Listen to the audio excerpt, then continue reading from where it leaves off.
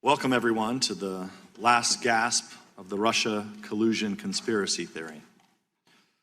As Democrats continue to foist this spectacle on the American people, as well as you, Mr. Mueller, the American people may recall the media first began spreading this conspiracy theory in the spring of 2016, when Fusion GPS, funded by the DNC and the Hillary Clinton campaign, started developing the Steele dossier, a collection of outlandish accusations that Trump and his associates were Russian agents.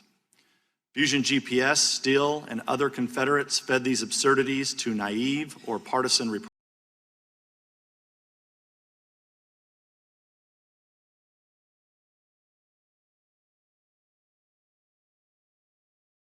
Among other things, the FBI used dossier allegations to obtain a warrant to spy on the Trump campaign.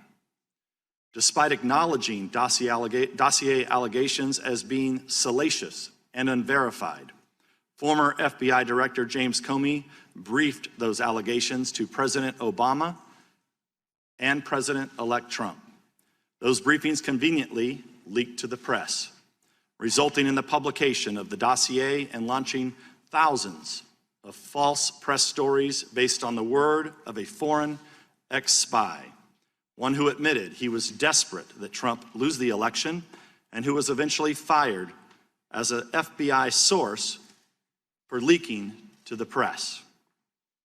After Comey himself was fired, by his own admission, he leaked derogatory information on President Trump to the press for the specific purpose, and successfully so, of engineering the appointment of a special counsel who sits here before us today.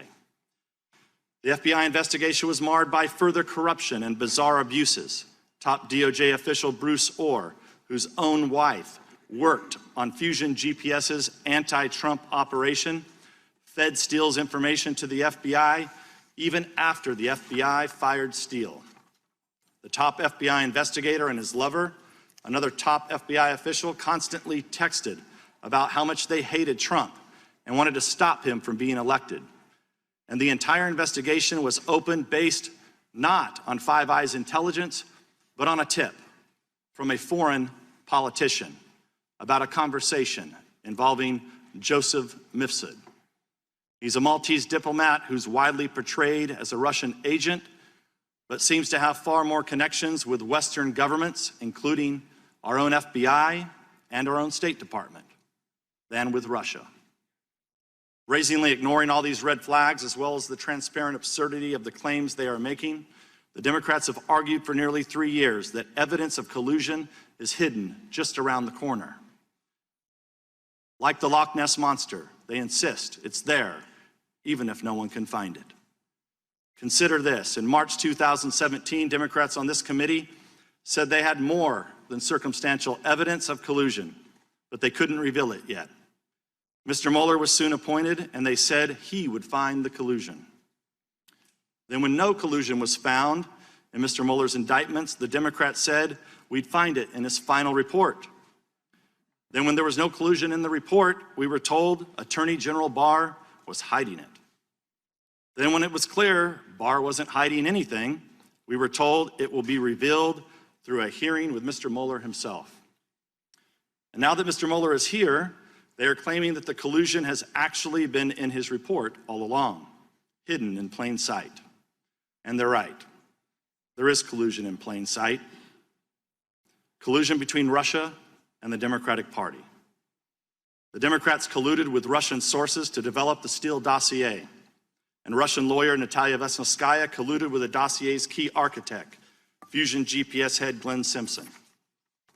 The Democrats have already admitted, both in interviews and through their usual anonymous statements to reporters, that today's hearing is not about getting information at all.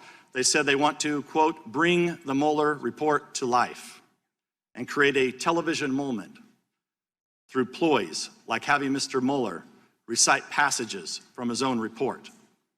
In other words, this hearing is political theater. It's a Hail Mary attempt to convince the American people that collusion is real and that it's concealed in the report. Granted, that's a strange argument to make about a report that is public. It's almost like the Democrats prepared arguments accusing Mr. Barr of hiding the report and didn't bother to update their claims once he published the entire thing. Among congressional Democrats, the Russia investigation was never about finding the truth. It's always been a simple media operation. By their own accounts, this operation continues in this room today. Once again, numerous pressing issues this committee needs to address are put on hold to indulge the political fantasies of people who believed it was their destiny to serve Hillary Clinton's administration. It's time for the curtain to close on the Russia hoax. The conspiracy theory is dead. At some point, I would argue, we're going to have to get back to work. Until then, I yield back the balance of my time.